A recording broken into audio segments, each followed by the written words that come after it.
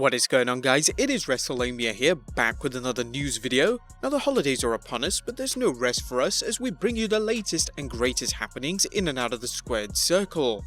Join us now as Wrestlelamia looks at the wildest news stories and rumors you need to know, including the WWE managing to get a substantial win in the Wednesday Night War, John Cena's WrestleMania 36 plans, Cain Velasquez's next match, WWE plans to bury a tag team, a tag match is set for SmackDown tonight, and is Jinder Mahal set to return?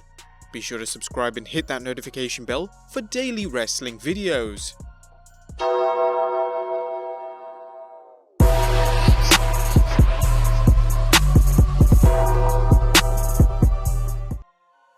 But let's waste no further time and get straight into the first story, as John Cena will be doing something substantial at WrestleMania 36. Now, it's a shame that we haven't seen John Cena wrestle a pay-per-view in 2019, but fear not, Cena is rumoured to have a significant role on the grandest stage of them all next year at WrestleMania 36. Wrestling Insider WrestleVotes tweeted, "Heard recently that John Cena wants to do something substantial at WrestleMania, more than just an appearance like last year. Cena resides within the Tampa area, seems like this mania is important to him. What do you think it could be? A retirement match? Cena versus The Fiend? Let us know in the comments down below." Next up, Cain Velasquez's next match. Now, we haven't seen Cain Velasquez in WWE since his quick and convincing loss to Brock Lesnar at this year's Crown Jewel event. The former UFC champion was scheduled to wrestle his second match in Mexico City at a WWE house show in November, but that was cancelled. So when's his next actual match? Well, according to the Wrestling Observer, Velasquez is booked for the Royal Rumble. Whether he's wrestling a singles match or is part of the Royal Rumble match is not known yet, but could you imagine that? Him entering the Royal Rumble, possibly even winning it, and then going on to face Lesnar at Mania and wins the WWE Championship? That would be unbelievable. Yeah, unbelievably bad. I'll tell you what, if he actually does win, Wrestlelamia will film himself actually punching himself in the balls. You've got my word on that. Where would you get to see that? Well, I'll be posting it on Twitter if it ever happens, so be sure to follow at Wrestlelamia. Next up, WWE plans to bury a tag team. Now, the Revival had hopes of becoming a serious and formidable tag team on the main roster, as they proved to be a cohesive tag team and worthy champions in NXT. It took a while, in fact a long damn time, before WWE put the Raw and SmackDown tag team titles on them, but their wins and reigns could have sadly just been done in order to placate them and hopefully persuade them not to leave the company after they expressed their dismay on social media and reportedly handed in their notice for release. Bitter at the fact they wanted out of the company long before their contracts were coming to an end, the WWE booked them as a comedic tag team. Thankfully, more recently in the year, WWE started to cut back on the comedy, but it seems that they're going back and turning them into a joke tag team once again. The almighty Meltzer recently reported, "The booking plan on SmackDown is to turn the Revival into comedy characters. There are mixed feelings on this for obvious reasons, and it still may get shot down, but the deal where Wilder tripped and fell during the ring entrance was supposed to be the start of it." The Revival only has a few months left on their contracts and haven't agreed to a new deal after attempting to get a release months ago. The proposed idea is to do a spoof of the Fabulous Ones, which, funny enough, is actually the original Fargo's heel gimmick in the late 50s. So that spot that seemingly looked like a botch was actually planned. WWE is really hitting it low with that one. Now, it's probably 90% certain that the Revival will not be renewing their contract in April next year, and this will be the WWE's final chance to bury them as they possibly move on to another promotion. Petty, petty, petty. Next up, the Wednesday Night War Intensifies. NXT's heavily promoted and heavily loaded show featuring an NXT Women's Championship and NXT Championship match helped it win the night for 18th December. Here's the breakdown from PW Insider's Dave Don't Call Me Meltzer Shearer. There was no tie in Week 12 of the Wednesday Night Wars. Instead, there was a clear winner as one show saw its audience grow while the other saw a 12% drop from last week. AEW Dynamite on TNT did 683,000 overnight viewers, dropping from last week's 778,000 overnight viewers. NXT, on the other hand, was up this week, doing 795,000 overnight viewers.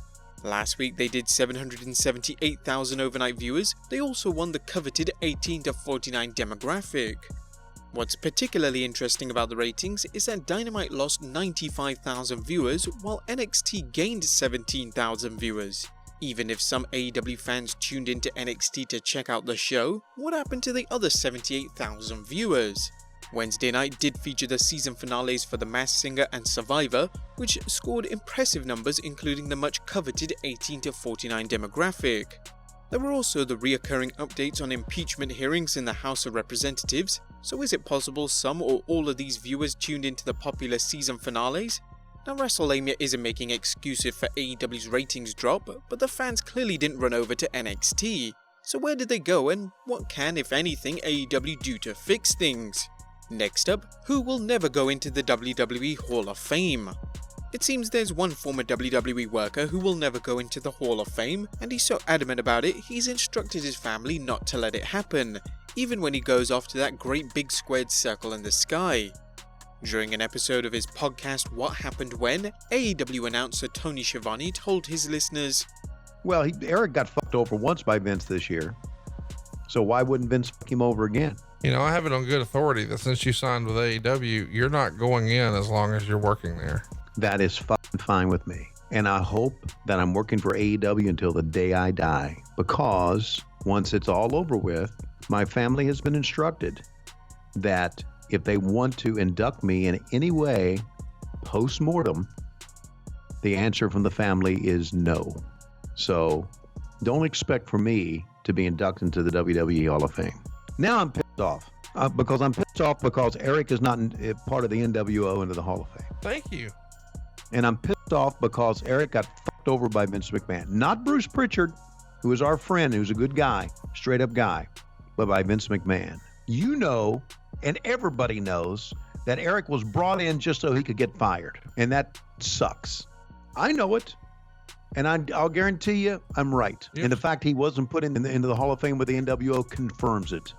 Schiavone began calling matches for Jim Crockett Promotions, then went to work for the WWF for 1 year in 1989 before jumping ship to WCW.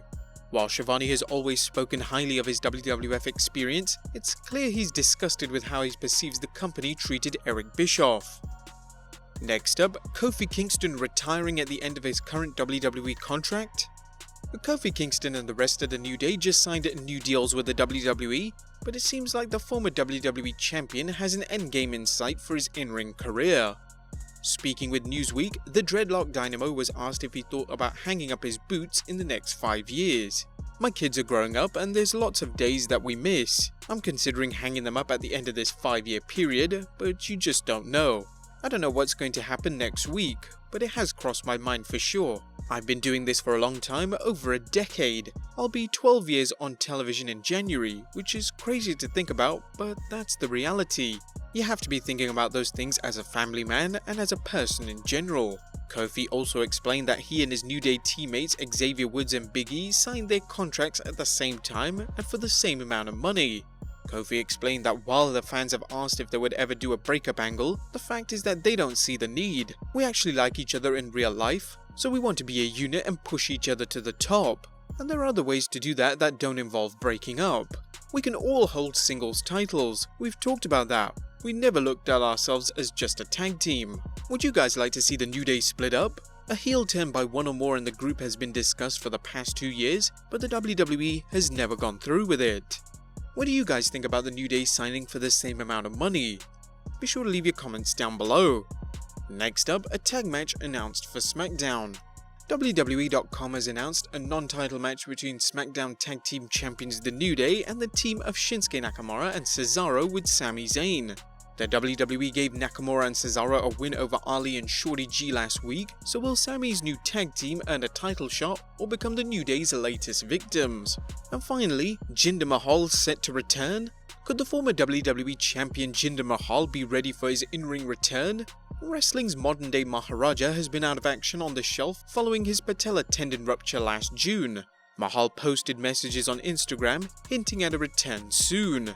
But there you have it guys, the wildest news stories and rumours you need to know for 20th December. Be sure to leave your comments down below, subscribe if you haven't already, follow us on Instagram and Twitter, and I'll see you next time with some more wrestling content.